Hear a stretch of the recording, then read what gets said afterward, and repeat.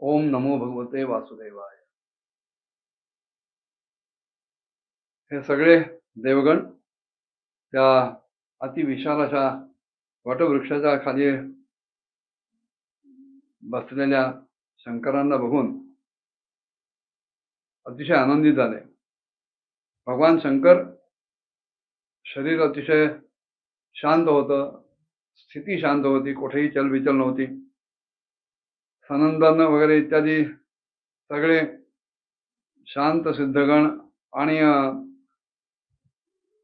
सखा यक्ष राक्षसांचे स्वामी कुबेर ही सगळी त्यांची मंडळी सेवा करत होती।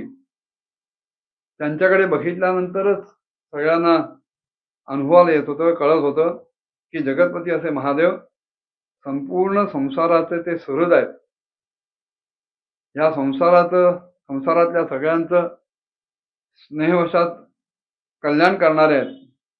आणि ह्यांची सगळी जी उपासना आहे, भगवान शंकरांची जी समाधी आहे, उपासना आहे, साधन जे आहे, हे सगळं केवळ लोकहितासाठीच आहे। त्यांची चित्ताची एकाग्रता, त्यांची समाधी, त्यांची अन्य साधनं जिथे आचरतात, हे सगळं केवळ लोककल्याणासाठी चालू असतं। संध्याकाळच्या मेघाच्या कांतीप्रमाणे त्यांचं शरीर दिसत होतं आणि तपस्वी लोकांना शोभून दिसणारं किंवा त्यांच्याकडे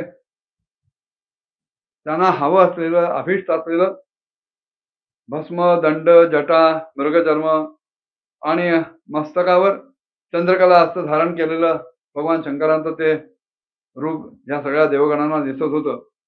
एका दर्भासनावर भगवान शंकर बसलेले होते आणि अनेक साधू श्रोतांच्या मध्ये उपस्थित असलेल्या नारदांनी विचारलेल्या प्रश्नावर सनातन ब्रह्मता ते उपदेश करत होते।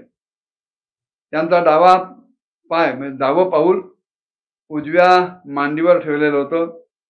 आपला डावा हात त्यांनी डाव्या गुडघ्यावर ठेवलेला होता। मनगटामध्ये रुद्राक्षाची माळा होती आणि तर्कमुद्रेमध्ये ते बसलेले होते।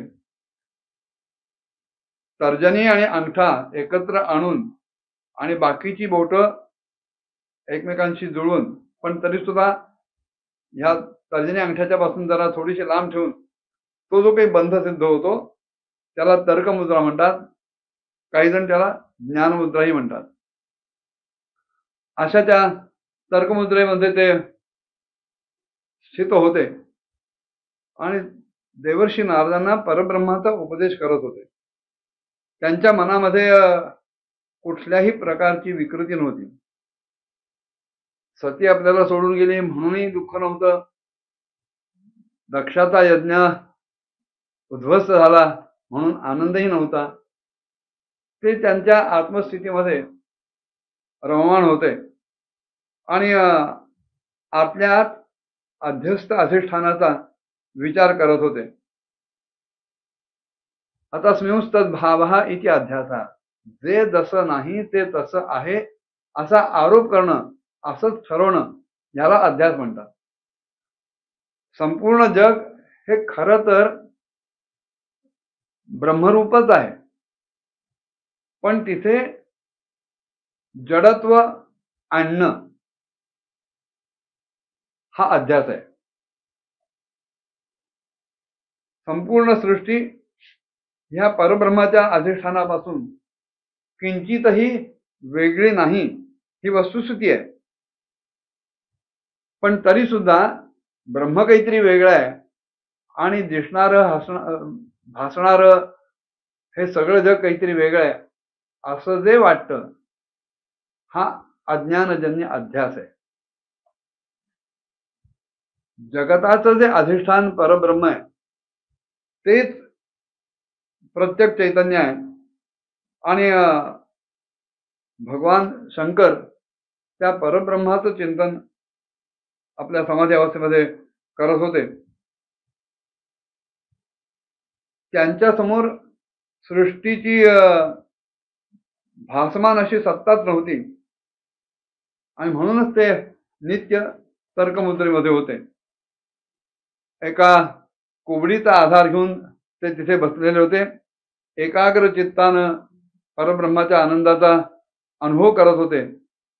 आणि सगळ्या लोकपालांसह समस्त मुनींनी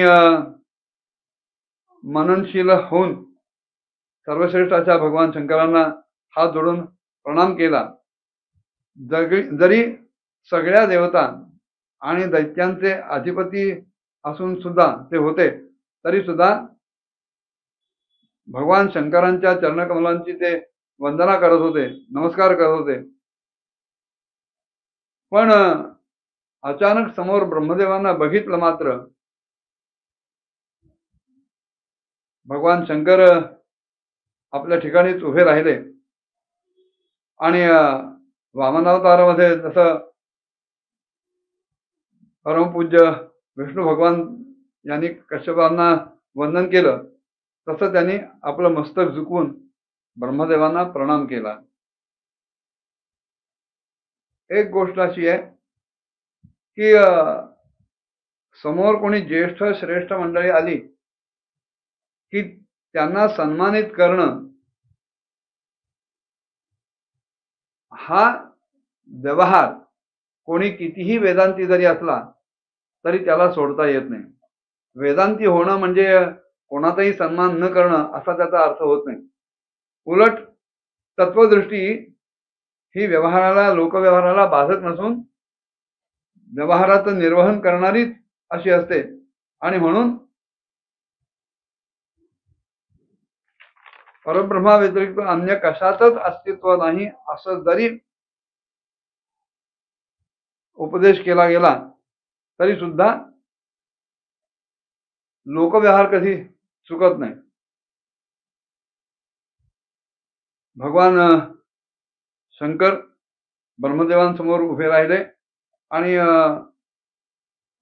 जसा त्यांनी ब्रह्मदेवांना नमस्कार केला तसाच ब्रह्मदेवाने सुद्धा मस्तक झुकवून चंद्रमौली अशा भगवान शंकरांना नमस्कार केला आणि प्रणामाच्याच नमनाच्याच मुद्रेमध्ये ते समोर उभे होते आणि हसत हसत बोलायला लागले.